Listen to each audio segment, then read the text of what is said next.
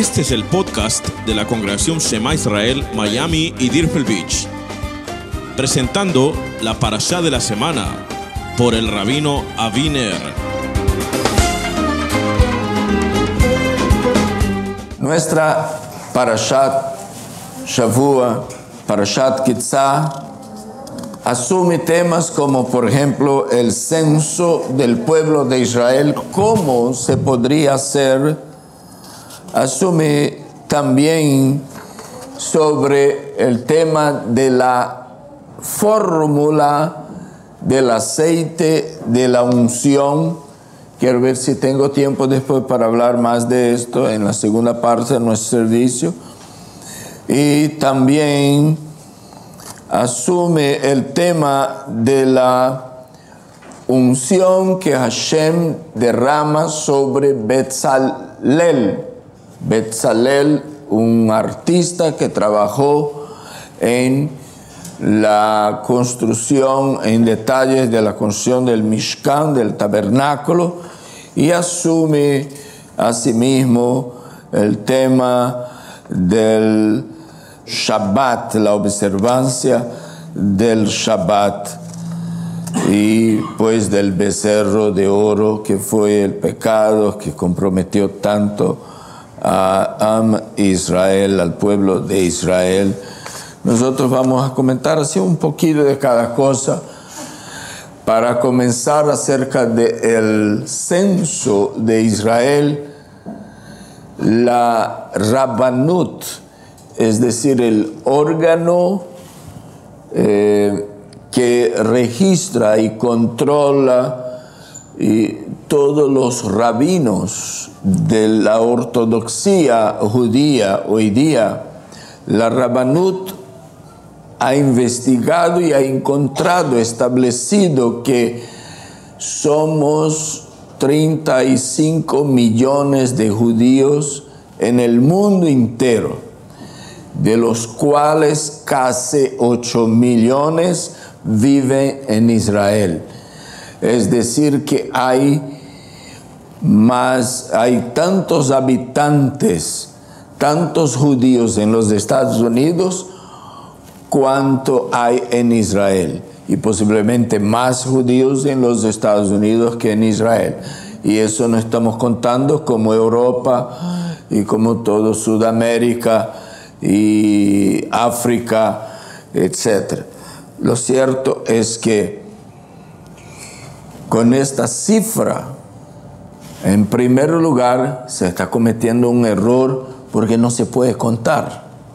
Hashem dijo a Abraham Avinu que el número del pueblo de Israel será tan grande como las estrellas del cielo. Se puede calcular más o menos, se puede tener una leve idea, pero también será como la arena del mar, que no se puede contar. ¿Qué es que sucede cuando contamos?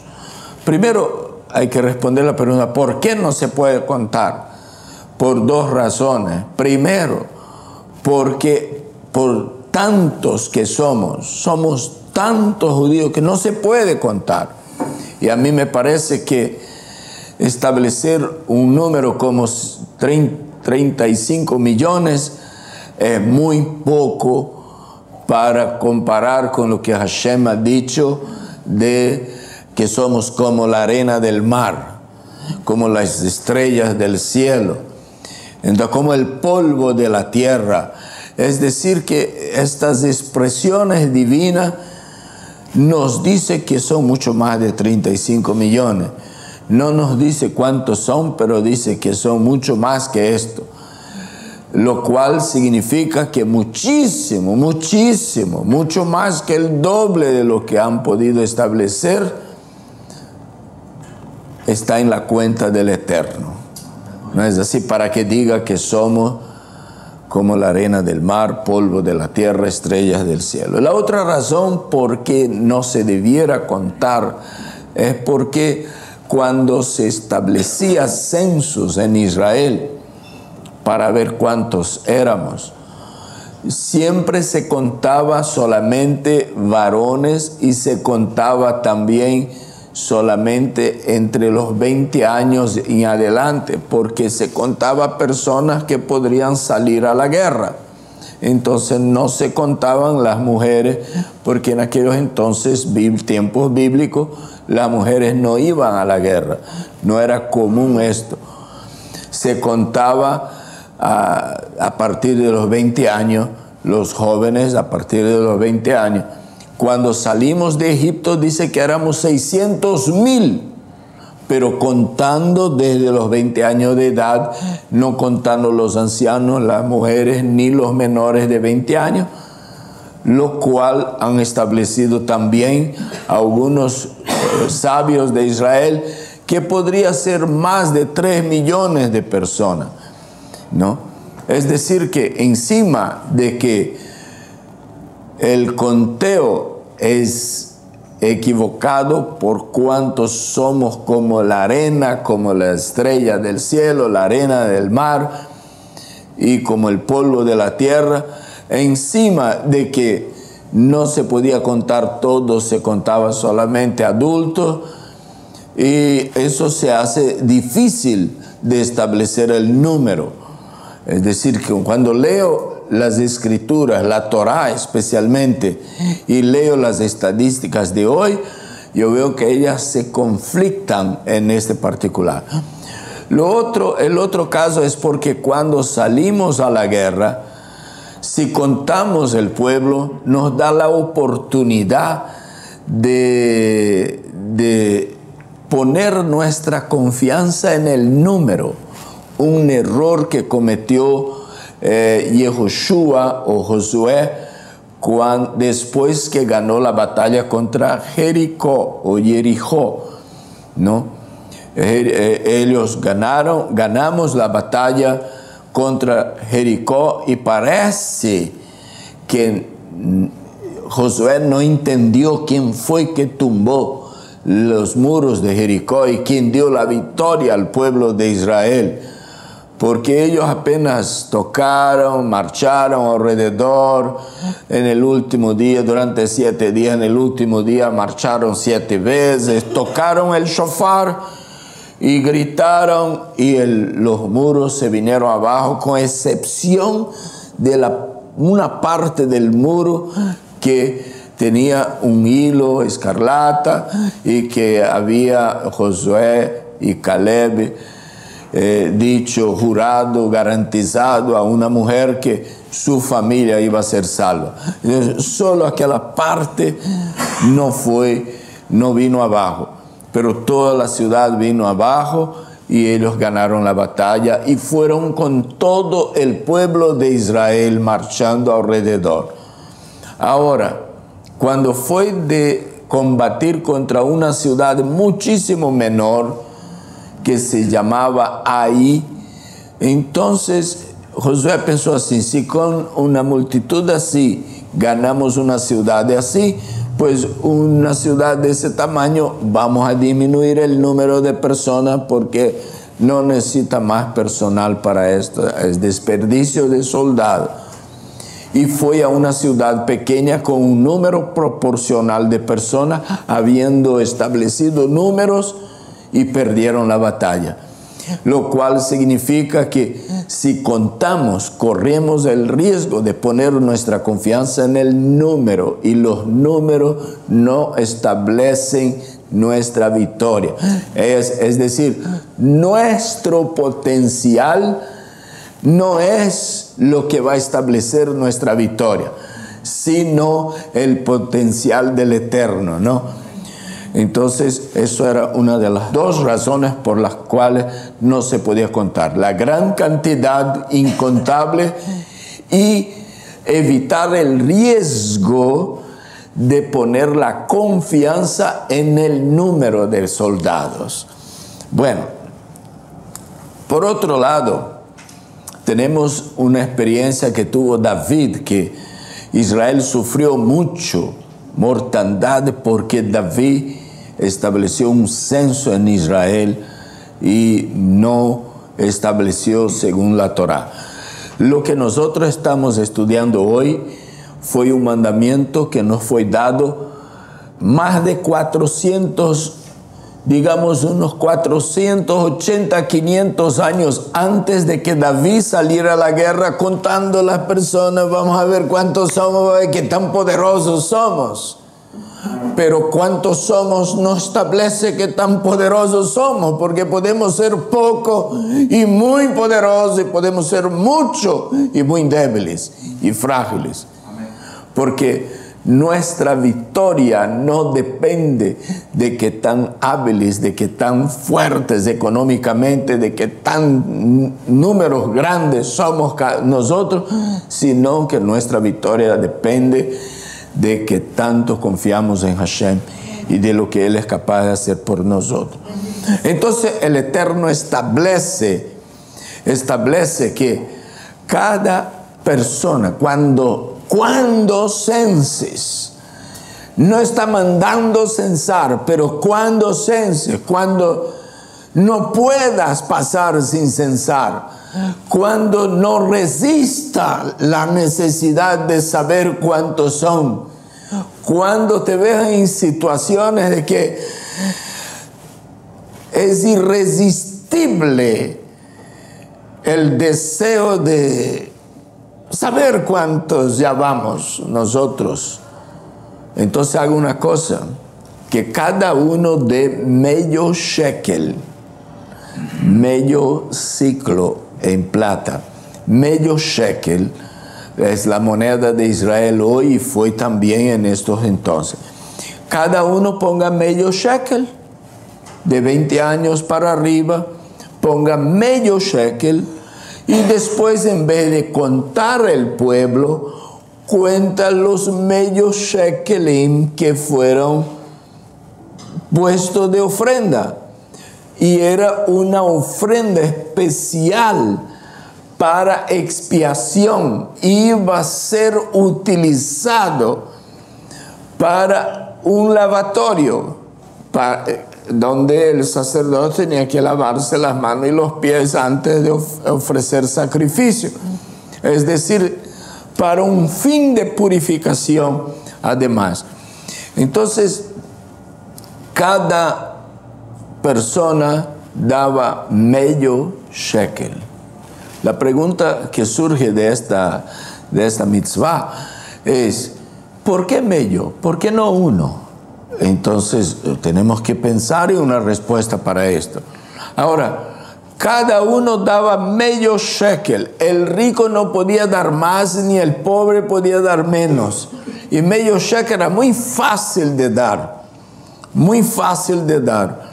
Al punto tan fácil de dar medio shekel para ese conteo, que el rico podía meter la mano en el bolsillo y sacar unos cuantos, 100 shekel y poner. Y el pobre también podía coger más de un medio shekel y podía dar 2, 3 tranquilamente si quisiera, pero Hashem dice no, cada uno va a dar solo medio. Entonces, ¿por qué tan poco? ¿Por qué el rico no puede dar más y el pobre no puede dar menos? ¿Y por qué medio? En primer lugar, medio porque nuestra bendición está en que estemos unidos para ser un entero. Si nosotros estamos separados, somos medios fuertes, medios sabios, medios esto. Pero si nosotros nos unimos, somos enteros, somos completos. Segundo, no puede dar más el que tiene mucho, ni dar menos el que tiene poco, porque todos valemos lo mismo. Amén. Para Hashem no hay uno que vale más que el otro. Y aún el que sabe más no vale más. Y el que sabe menos no vale menos. Y nosotros, Hashem quería que nosotros aprendiéramos esta lección en esto de contar, de que aquí en el pueblo de Israel no hay uno que valga más que el otro. Así que Moisés tendría que meter la mano en el bolsillo y sacar medio shekel y poner allí. Aarón también medio shekel. Y el pobre que vivía allá en la última fila, también tienen que coger medio shekel y poner, aunque los podían poner más. Para otras causas, ellos iban a poner más, pero para contar, solo podían poner lo mismo porque todos valen lo mismo delante de Hashem. Como había una prohibición de contar el pueblo, Hashem abrió un precedente y por eso nuestra parashat se llama Ki Tisa. Ese Ki ahí tiene muchas traducciones, desde por qué y desde cuándo. Es decir, cuando censes, entonces haga así. Porque esa ofrenda que ustedes van a dar va a ser una ofrenda para la expiación. Expiación es como decir, cubrir el pecado de delante de los ojos de Hashem, para que no sea visto. Entonces, para que Hashem pase por alto la desobediencia de haber contado. Bueno, lo otro es respecto a la unción, el aceite de la unción. Quiero dejar esto para después, a fin de que podamos, si tenemos tiempo, hablar con más detalle de esto. Más adelante, en el capítulo 31, versículos 2 y 3, dice: mira, he llamado por nombre a Betzalel. Betzalel quiere decir en la sombra de él, en la sombra de Dios. Betzalel, hijo de Uri. Ur es una versión de luz. Uri, mi luz. Es en la sombra de él. Hijo de Hur, hijo de la tribu de Judá. Entonces Hashem dice: mira, he llamado por nombre a Betzalel. Y dice, versículo 3, y lo he llenado del Ruach Elohim, en sabiduría, en inteligencia, en conocimiento, en toda arte. En otras palabras, había un hombre en el pueblo de Israel que se llamaba Betzalel y era un artista. Y Hashem dice aquí que ya lo había llenado de sabiduría en toda arte. Y ahora dice que lo había llenado de su espíritu. Es decir, que una persona llena del espíritu del Ruach Elohim es también lleno de sabiduría, inteligencia y conocimiento. Está hábil para ser una persona llena de sabiduría, de inteligencia y conocimiento.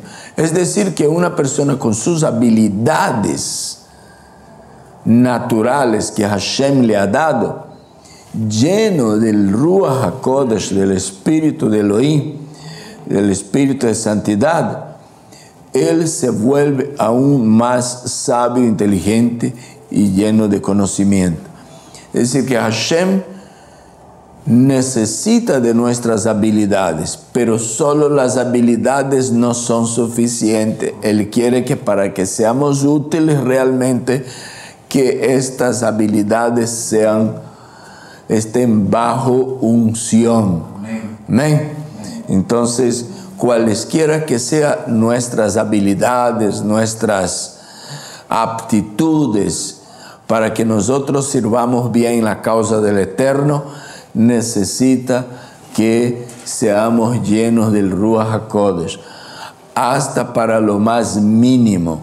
Es decir, una persona que no sabe barrer bien, ¿no?, llena del espíritu de santidad, podrá barrer aún mejor que una que sabe bien y no tiene esto. Entonces Hashem quiere que para su servicio esa persona sea llena del Ruach HaKodesh para poder hacer de una manera diferente, no con su humanidad, sino que pueda hacer con unción. Entonces me pareció muy hermoso el hecho de que Hashem nos deje claro que encima de nuestras aptitudes debe estar la unción del Ruach HaKodesh. No podemos abrir mano de esto. No podemos pensar que porque hemos estudiado, sabemos mucho, entendemos mucho de tal área profesional, nosotros estamos ya en capacidad. Bueno, estará en capacidad para hacer esto en cualquier lugar, menos para el reino de Hashem, porque para el reino de Hashem necesita la unción del Ruach HaKodesh. Se entiende por sabiduría, que en hebreo es Jochma, ¿no? Una sabiduría dada por Hashem, ¿no? Y se entiende por inteligencia, Tevuná, que Rashi, por ejemplo, él explica eso, que Tevuná se refiere a lo que el ser humano comprende por sí mismo, a partir de lo que ha aprendido. O sea, él estudió sobre aquello, entonces él tiene ahora inteligencia, es lo que llaman coeficiente de inteligencia. Hashem le aumenta la inteligencia para desarrollar lo que ha estudiado. Y conocimiento viene de la palabra del verbo ladat. Ladat, que se refiere a algo que él conoce y puede conocer de una manera especial con la ayuda del Ruach HaKodesh. Entonces, un conocimiento que proviene de su relación con el Ruach HaKodesh, un conocimiento sobrenatural de las cosas. Bueno, ahora quiero saltar al capítulo 31, versículo 13. Capítulo 31, versículo 13, donde nos habla la parashat sobre el Shabbat. Vea cómo dice: esto habrán, capítulo 31, versículo 13. Mas tú habla a los hijos de Israel diciendo, empero, en portugués es como decir, porém, mis Shabbatot habréis de observar. En hebreo dice, ach, Shavtotai tishmeru. Shavtotai es como decir, mis Shabbats. Hablando de más de uno, de todos los Shabbat que hay en el calendario nuestro. Entonces, mis Shabbats, empero mis Shabbatot, habréis de observar. Es decir, que cuando la parashá está hablando de la construcción del santuario, oiga, que no está hablando de la construcción de la casa de Moshe, ni de la tienda de Aarón, sino que está hablando de la casa de Hashem, la tienda de reunión, el Mishkan, el tabernáculo, el templo ambulante. Está hablando hemos venido estudiando eso desde el principio. Apenas el pueblo sale de Egipto, cruza el mar y emprende su marcha, Hashem comienza a hablar, muestra a Moisés en el cielo un Mishkan, un tabernáculo. Y dice, así como tú has visto, lo vas a construir uno para que yo habite en medio de mi pueblo. Sin embargo, porém, a pesar de que ustedes van a estar construyendo mi casa, mis sábados, ustedes observarán. Es que el capítulo no habla sobre la observancia del Shabbat, habla sobre el contexto, es la construcción del Mishkan. Pero, porém, mi Shabbat, ustedes me van a observar. ¿Por qué? Porque la morada de Hashem está arriba. La tierra es el estrado de sus pies. Él lo que quería era traernos el Mishkan o la tienda de Él para poner en nuestro vecindario.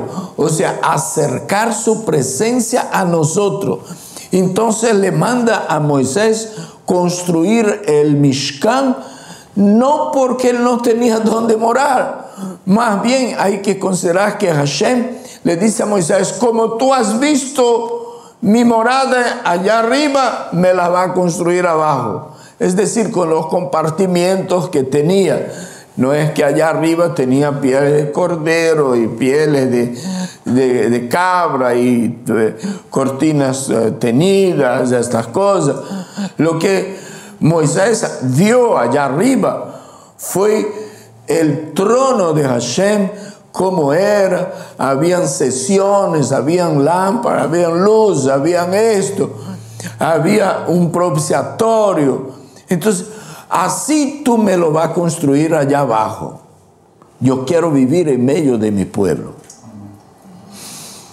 Pero mis sábados no abro mano. No hay una sola vez en la Escritura que usted vaya a leer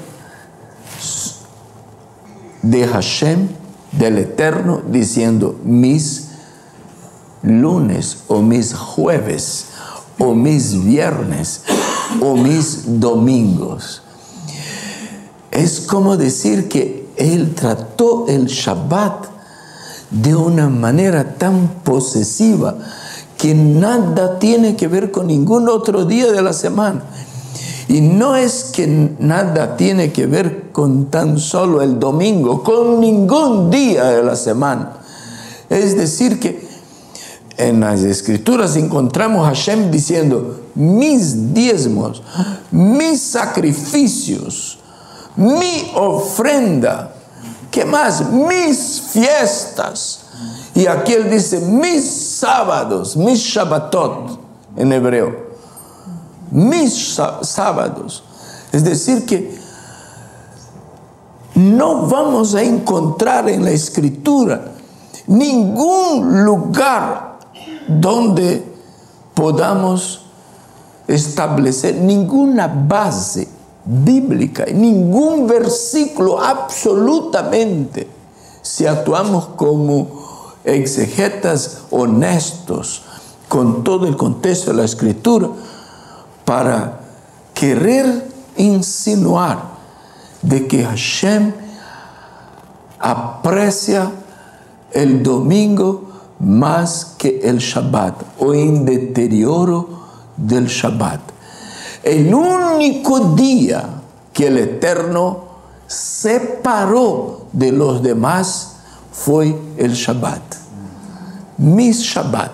Así que cuando usted encuentre a alguien que quiera defender la tesis de que cualquier otro día de la semana es más importante, nosotros debiéramos hacerle la pregunta. Dígame, ¿alguna vez usted leyó en la Escritura? Encuentre en la Escritura que Hashem haya dicho, mis domingos, y yo voy ya serán dos, porque él ya dijo antes mi Shabbat. Ahora, pues, si usted me encuentra el versículo de mis domingos, entonces nosotros vamos a tener que observar 2 días. Pero de seguro no hay tal cosa, ¿no? Y si nosotros fuéramos muy estrictos con muy matemáticos y lógicos con nuestra interpretación, a sabiendas de que Yeshua fue puesto en el sepulcro antes de que entrara el Shabbat de Pesach, es decir, el primer día de Pesach que comienza con la puesta del sol, Y Yeshua había dicho que iba a estar 3 días y 3 noches, es decir, 72 horas en el corazón de la tierra. Si entró antes del Shabbat, del Shabbat de Pesach, del primer día de Pesach, tendría que salir algo antes de que se termine ese día. Entonces, ni siquiera podemos asegurar teológicamente que Yeshua resucitó el domingo. Una cosa es que hayas aparecido delante de testigos en el domingo.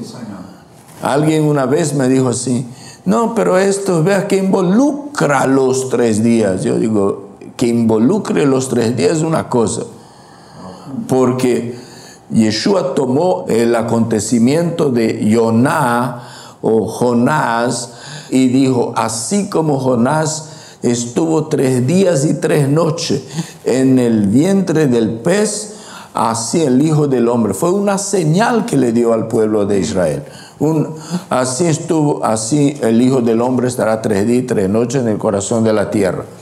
Entonces, no podemos pensar que Jonás se quedó 1 día y medio en el vientre del pez. Nunca hemos pensado eso, nunca ningún teólogo pensó en esto. Siempre cuando alguien le hace una pregunta a un entendido, ¿cuánto tiempo pasó Jonás en el vientre del gran pez?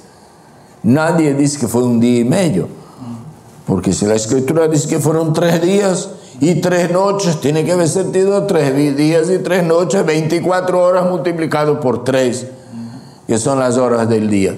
Y Yeshua tendría que hacer lo mismo. Si él hubiera puesto en la sepultura antes de Pesach y hubiera salido en el domingo de mañana, hubiera quedado 3 días, 3 noches y unas 12 horas más si hubiera resucitado domingo de mañana. Pero él no resucitó domingo de mañana, ni la Escritura dice eso. Dice que apareció vivo domingo por la mañana, el primer día por la mañana. Entonces, el Shabbat es el único día que Hashem dice mis Shabbatot, es decir, ni para la construcción del tabernáculo no se podía trabajar. Así interpretan todos los sabios cuando ven. O sea, cuando uno quiere entender un versículo de la Escritura, para interpretarlo, especialmente cuando del hebreo se trata la Escritura, que una palabra puede tener 15 equivalentes en inglés, 25 equivalentes en español o en portugués. Entonces tiene que leer textos anteriores y textos posteriores, es decir, todo el contexto del versículo para poder entender bien. Entonces, como se está hablando solo de la construcción del tabernáculo y en medio dice empero, porém, mis sábados ustedes van a observar. Entonces está hablando de la construcción y me sale con esto de Shabbat. Entonces ese pero ahí en hebreo que es un sinónimo, es la palabra que traduce pero.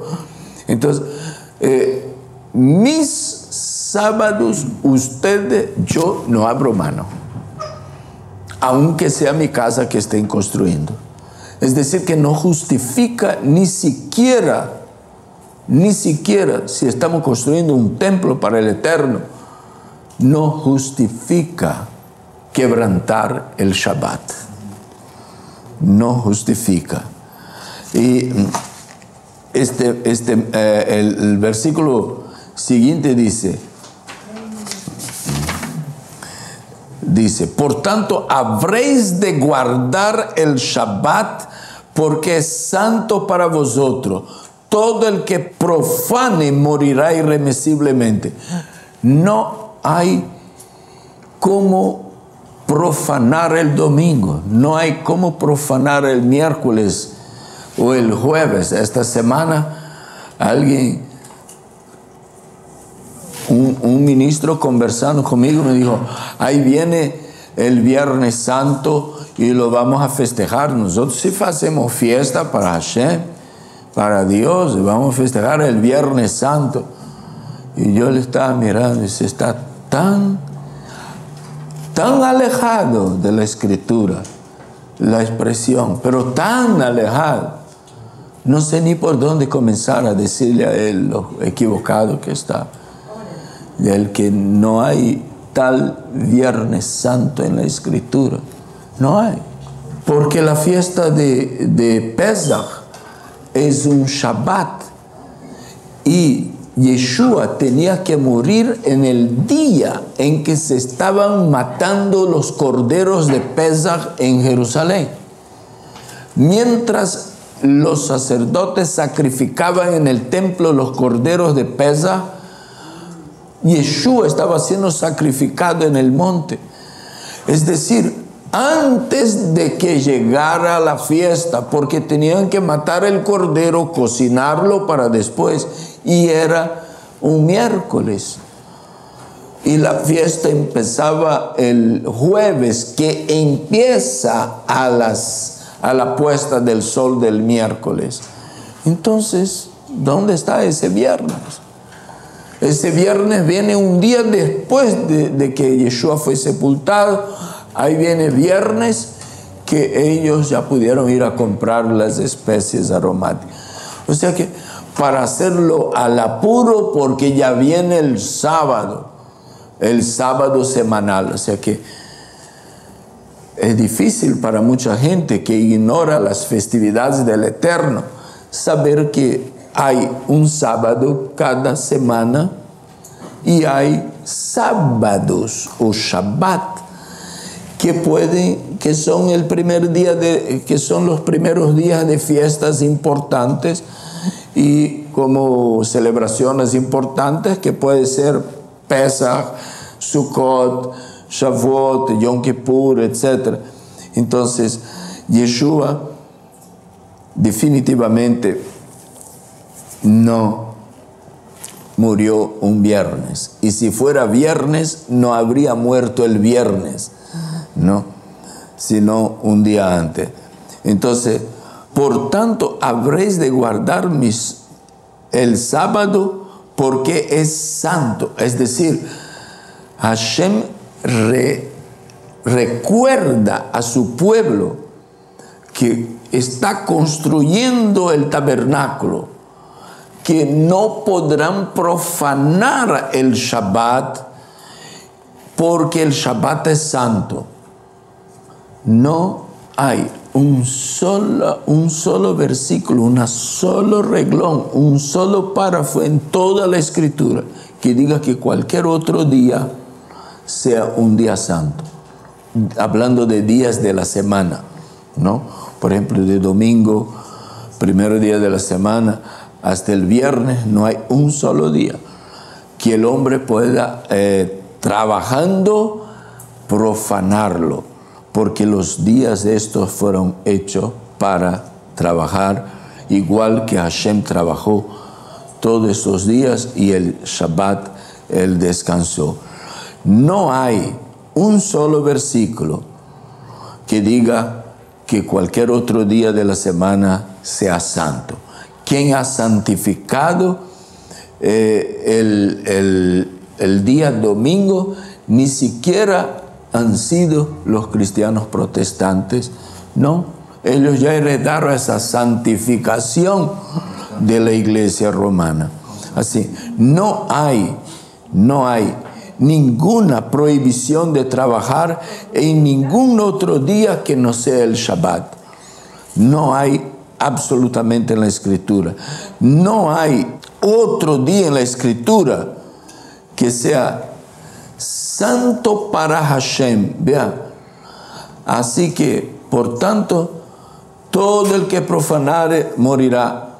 No hay siquiera advertencia acerca de trabajo en otro día, solo en el Shabbat. Y sigue diciendo nuestro capítulo 31, versículo 15.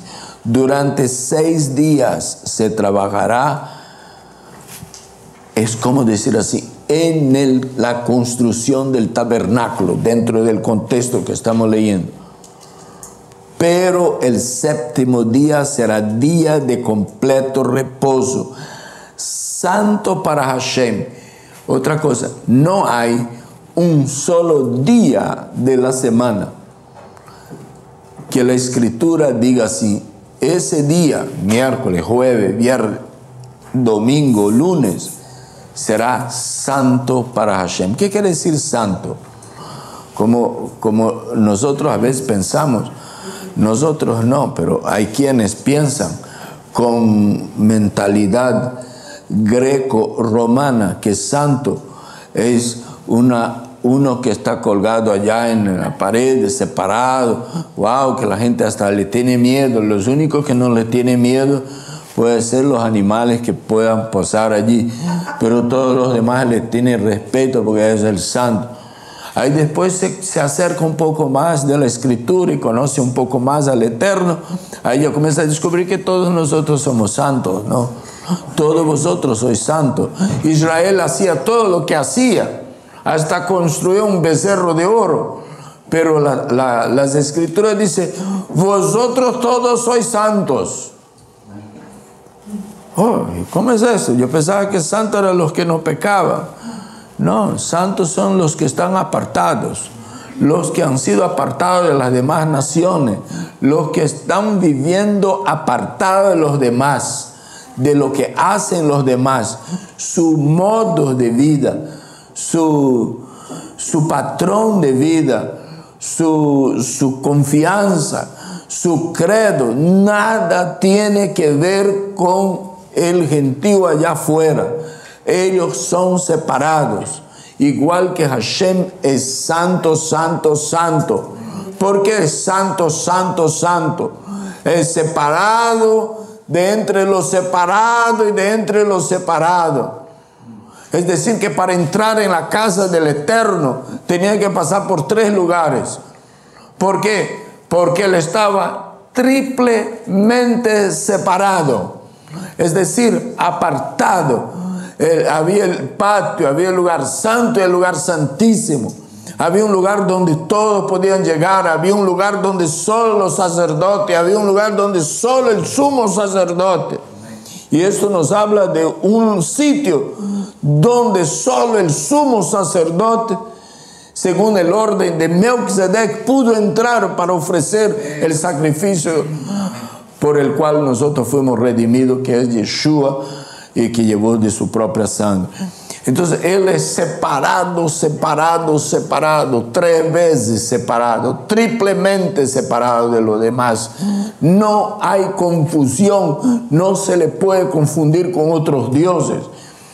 Hablé aquí hace una semana o 2 atrás sobre la divinidad, sobre el Eterno, como él se siente en la reunión de los dioses, y eso da impresión a algunos de que Dios se reúne con otros dioses, no, pero no otros dioses que adoran las otras naciones, porque las otras naciones, los dioses de ellos simplemente no son dioses. En las escrituras dice Elohim, el Dios de Israel, se reúne en la reunión de los Elohim, de los dioses, que es hablando de los jueces. El gran juez se reúne en la presencia de los jueces de Israel. Entonces, que la palabra de Elohim es mucho más amplia de lo que nosotros imaginamos. Entonces, Hashem es separado, es santo. Y él ha dicho del Shabbat que es un día santo, y no ha dicho que ningún otro día sea santo. Estamos cansados de escuchar Santo Domingo. ¿De dónde hay un Santo Domingo proclamado por cualquier persona menos por Hashem?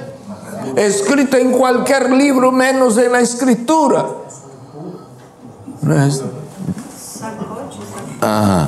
No hay en toda la escritura que diga que sea santo para Hashem. otro día que sea separado para Hashem.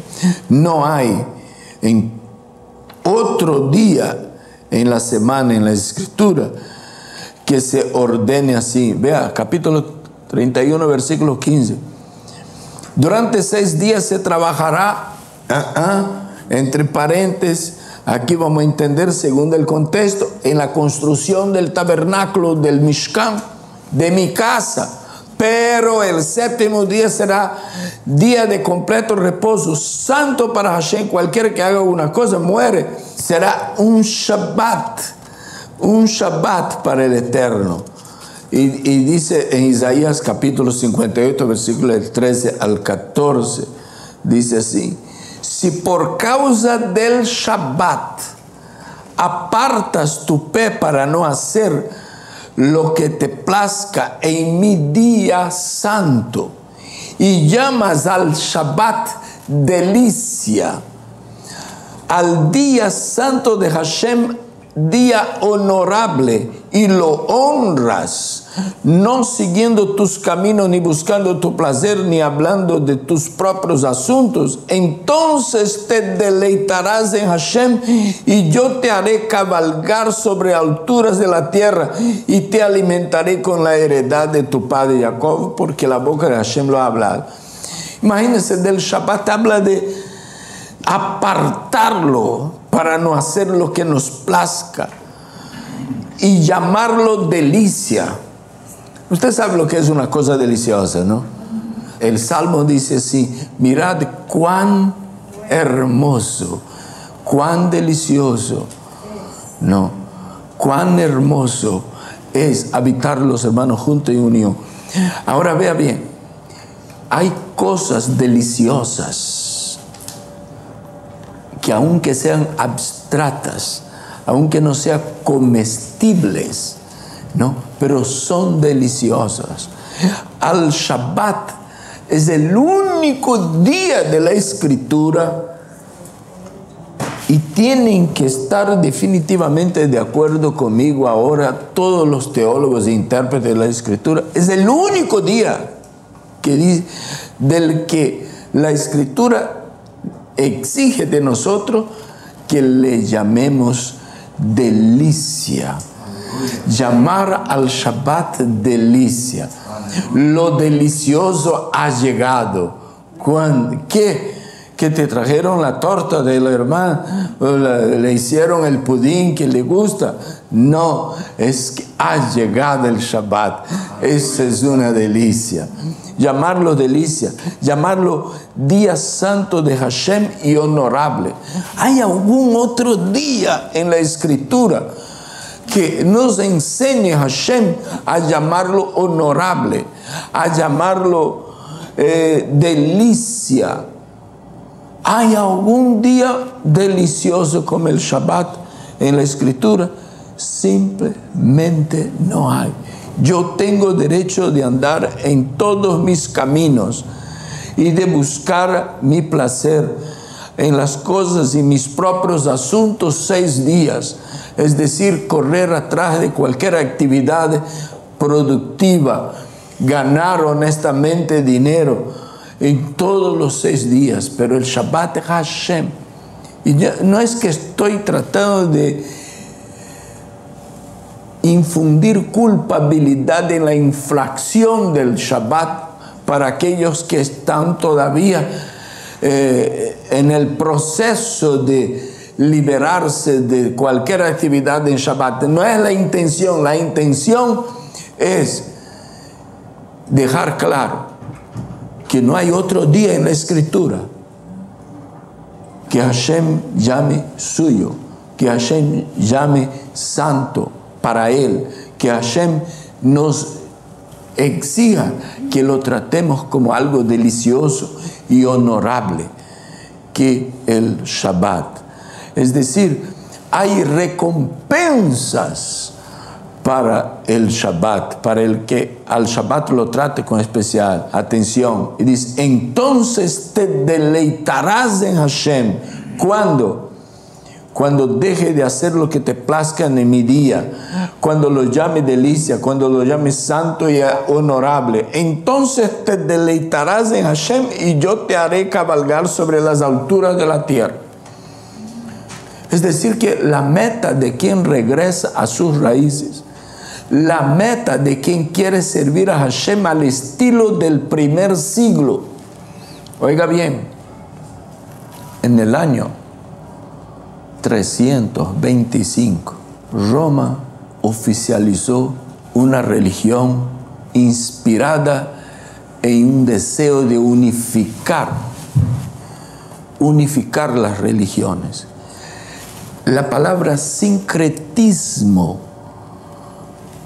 sirve para describir la facilidad para que la gente se adhiere a una religión. Por ejemplo, la gente allá afuera le gusta el domingo, el día del Dios Sol. Entonces, vamos a cambiar el Shabbat por el domingo para que se les facilite a ellos convertirse a nuestra religión. Bueno, eso es sincretismo. A la gente le gusta, tiene una fiesta en diciembre y tiene que ver con una divinidad de ellos. Si nosotros celebramos el nacimiento de Jesús en diciembre, vamos a facilitarle la venida de ellos para nuestra religión. Eso es una tendencia sincretista.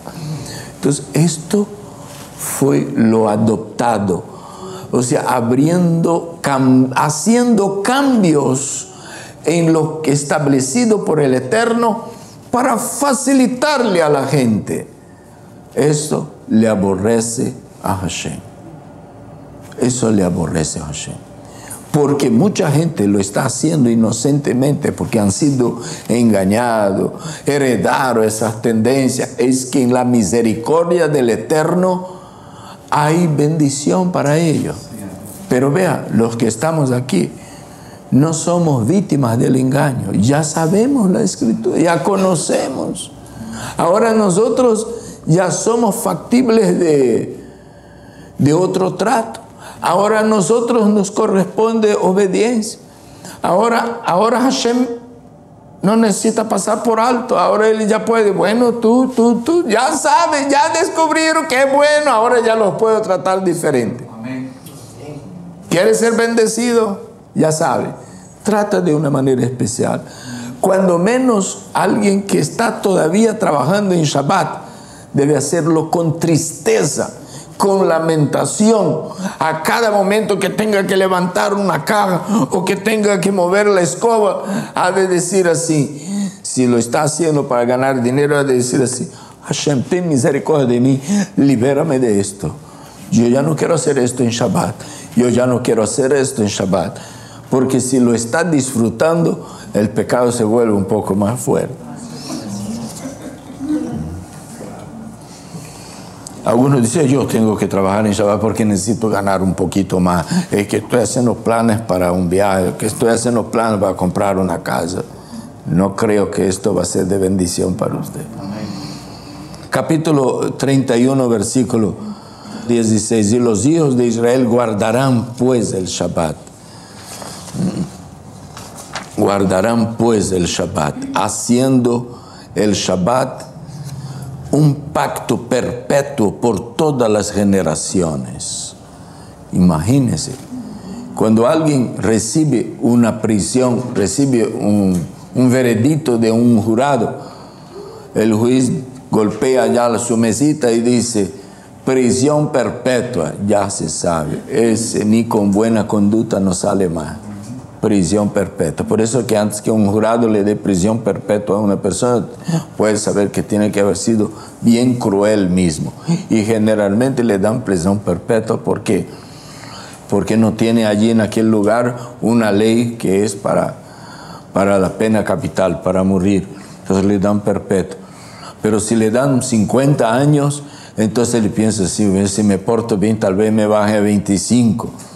No, pero si le dan perpetua es para siempre.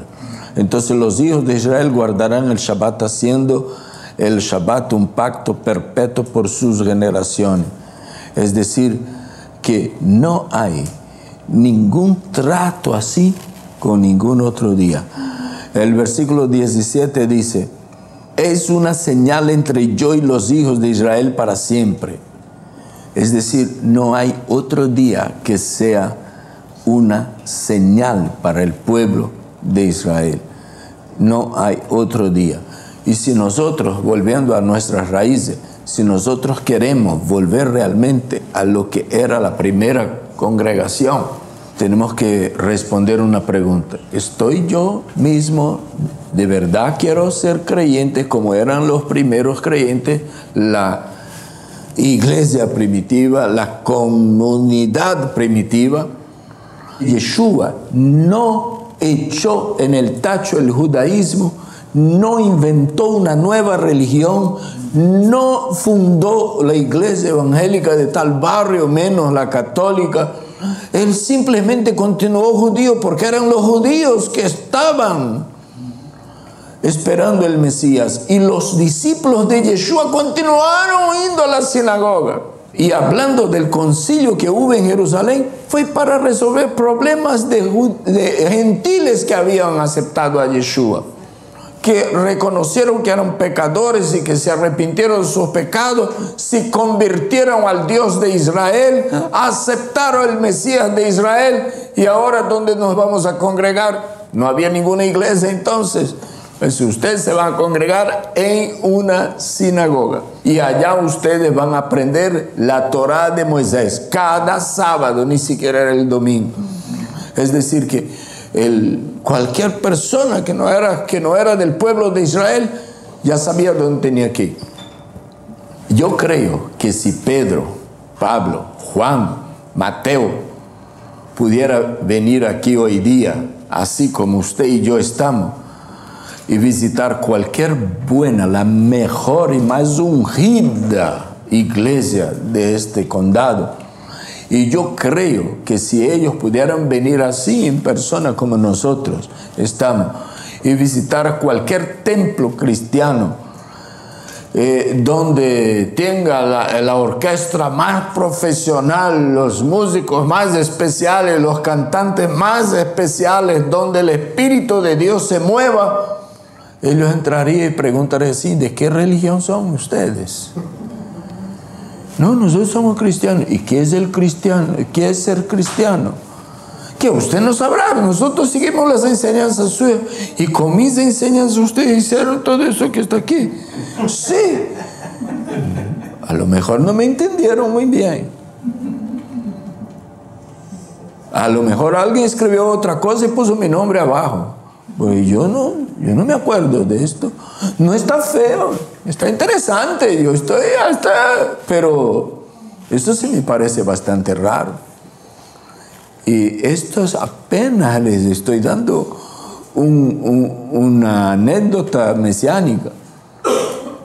Porque si nosotros vemos las sinagogas hoy día, yo creo que, por ejemplo, en tiempos de Moisés no había sinagogas.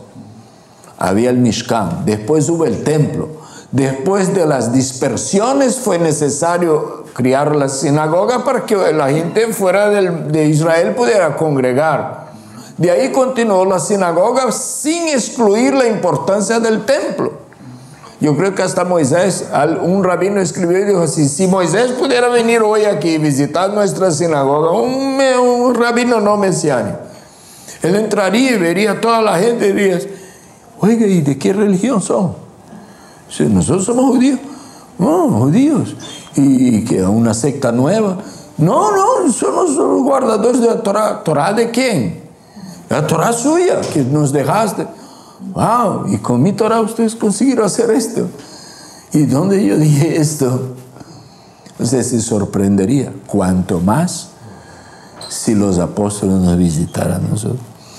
Es decir, que volver a las sendas antiguas implica en cambios. Implica en cambios. Cambios que consisten en 2000 años atrás. Eso no es sencillo, no es para megas congregación. Eso es contadito así, para gente exigente. Y no solamente para gente exigente, gente abierta, con corazón abierto, para que el Eterno pueda obrar. Ahora, ¿esto va a quedar así siempre? No, eso no va a quedar así siempre, porque el Eterno está haciendo con su novia Israel cambios, y Él quiere presentársela a sí mismo sin arruga y sin manchas. Es decir, que hasta que venga el Mashiach, esto va a cambiar mucho. Esto va a mejorar. Estos números serán más grandes, ¿no? Va a haber menos abuso en contra del Shabbat. Va a haber menos subestimación al Shabbat y menos sobreestimación de cualquier otro día de la semana.